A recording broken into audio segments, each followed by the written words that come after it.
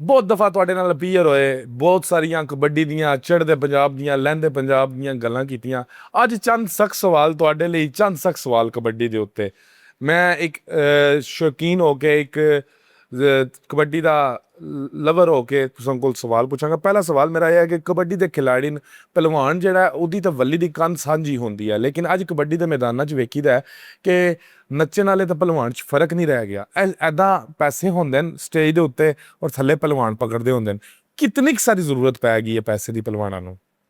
ਯਾਰ ਹਰ ਇੱਕ ਨੂੰ ਆਦਲ ਭਾਈ ਜ਼ਰੂਰਤ ਆ ਨਾ, ਜ਼ਰੂਰਤ ਜ਼ਿੰਦਗੀ ਆ ਪੈਸਾ ਜਿਹੜਾ, ਸਹੀ ਆ। ਮੈਚ ਖੇਲਣ ਜਾਂਦੇ, ਲੇਕਿਨ ਥੋੜ੍ਹਾ ਜਿਹਾ ਉਹਨਾਂ ਨੂੰ ਚਾਹੀਦਾ ਨਾ ਇਹਨਾਂ ਚੀਜ਼ਾਂ ਤੋਂ ਅਵਾਇਡ ਕਰਨਾ ਕਿ ਅਸੀਂ ਇੱਦਾਂ ਪੈਸੇ ਨਹੀਂ ਲੈਣਾ ਚਾਹੁੰਦੇ, ਜਾਂ ਉਹਨਾਂ ਨੂੰ ਚਾਹੀਦਾ ਕਿ ਪਲੇਅਰ ਨੂੰ ਗਰਾਊਂਡ 'ਚ ਆ ਕੇ ਪੈਸੇ ਦੇਣਾ। ਇੱਦਾਂ ਹੀ ਆਪਾਂ ਦੂਸਰੇ ਪੰਜਾਬ ਹੀ ਦੇਖਦੇ ਹਾਂ, ਕਬੱਡੀ ਦੇ ਮੈਚ ਹੁੰਦੇ ਨੇ ਤਾਂ ਬੰਦੇ ਭੱਜ ਤੇ ਹੱਥ ਦੋਏ ਜੋੜ ਕੇ ਸਿਰ ਨੀਵਾਂ ਕਰਕੇ ਪਹਿਲਵਾਨ ਦੀ ਤਲੀ ਤੇ ਪੈਸੇ ਧਰਦੇ। ਇਹ ਤੇ ਹੁਣ ਤੁਸੀਂ ਕਹਿ ਸਕਦੇ ਜੇ। ਹਾਂ ਕਹਿਤਾ। ਆਹੋ, ਤੇ ਬਾਕੀ ਚਾਹੀਦਾ ਨਾ ਕਿ ਹਰ ਇੱਕ ਬੰਦੇ ਦੀ ਸੈਲਫ ਰਿਸਪੈਕਟ ਹੈ ਨਾ, ਸੈਲਫ ਤੇ ਰਿਸਪੈਕਟ। ਪਹਿਲਵਾਨ ਯਾਰ ਮੈਂ ਦੱਸਦਾ ਨਾ, ਅੱਛਾ ਨਹੀਂ ਲੱਗਦਾ ਜਦੋਂ ਤੁਸੀਂ ਆ ਕੇ ਘਰ ਵੀਡੀਓ ਦੇਖਦੇ ਜੇ ਨਾ, ਤੁਹਾਡੇ ਇੰਨੇ ਫਾਲੋਵਰ ਨਾ, ਜਦੋਂ ਤੁਸੀਂ ਦੇਖਦੇ ਆਖਰ ਉਹ ਵੀਡੀਓ ਵਾਇਰਲ ਤੇ ਹੋਣੀ ਆ, ਪੈਸੇ ਫੜਨ ਦੇ ਜੇ, ਤੇ ਉਹ ਥੋੜਾ ਜਿਹਾ ਯਾਰ ਬੰਦੇ ਨੂੰ ਆਪਣੇ ਆਪ ਨੂੰ ਥੋੜਾ ਜਿਹਾ ਫੀਲ ਹੁੰਦਾ ਕਿ ਨਹੀਂ ਇੱਦਾਂ ਹੋਣਾ ਚਾਹੀਦਾ। ਤੁਸੀਂ ਇੱਦਾਂ ਪੈਸੇ ਪਕੜ ਲੋਗੇ? ਮੈਂ ਪੈਸੇ ਇੱਕ ਦਫਾ ਪਕੜੇ ਆ, ਮੈਂ ਘਰ ਆਇਆ ਤੇ ਵੀਡੀਓ ਉਸਤਾਦ ਜੀ ਮੇਰੇ ਘਰ ਆਉਣ ਤੋਂ ਪਹਿਲਾਂ ਚੱਲ ਰਹੀ। ਕੀ ਦੱਸੋਗੇ ਤੁਸੀਂ ਕਿ ਕਿੱਦਾਂ ਪੈਸੇ ਲੈ ਕੇ ਹੁੰਦੇ ਤੁਸੀਂ ਕੱਲਾ ਉਹ ਤਾਂ ਨੂੰ ਇੱਦਾਂ ਕੀਤੇ ਹੁੰਦੇ? ਨਹੀਂ ਅੱਛਾ ਲੱਗਦਾ ਯਾਰ।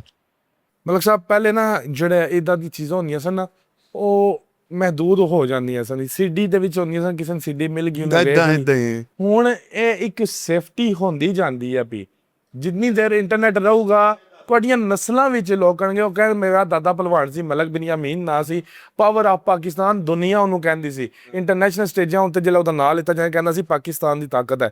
ਉਹ ਕਹਿੰਦਾ ਛੱਡ ਯਾਰ, ਮੇਲੇ ਤਾਂ ਅੱਜ ਪੈਸੇ ਫੜਦਾ ਸੀ।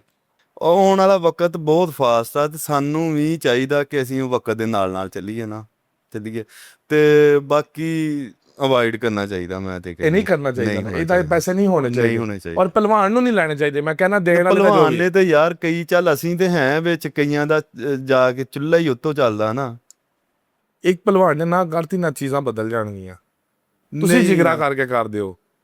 ਅਸੀਂ ਤੇ ਕਰੀਦਾ, ਹਰ ਜਗ੍ਹਾ ਤੇ ਕਰੀਦਾ। ਆਪਾਂ ਨਹੀਂ ਕਦੀ ਵੀ ਜੇ ਕਿਹਾ ਕਿਸੇ ਨੂੰ ਕਹੀਦਾ ਆਪਾਂ ਆਪ ਅੱਗੇ ਜਾ ਕੇ ਜਿਹੜਾ ਨਾਲ ਉਹਨਾਂ ਨੂੰ ਪੈਸੇ ਫੜ ਲਾ, ਅਸੀਂ ਨਹੀਂ ਕਰਦੇ ਨਾ। ਅਸੀਂ ਚੱਲ ਕੋਸ਼ਿਸ਼ ਵੀ ਕਰਦੇ, ਲੇਕਿਨ ਨਹੀਂ ਉਹ ਚੇਂਜ ਕਰਨਗੇ ਤੇ ਹੋਣਾ ਜਿਹੜੇ ਪੈਸੇ ਦੇਣ ਵਾਲੇ ਨਾ, ਜਿਹੜੇ ਦੇਣ ਵਾਲੇ।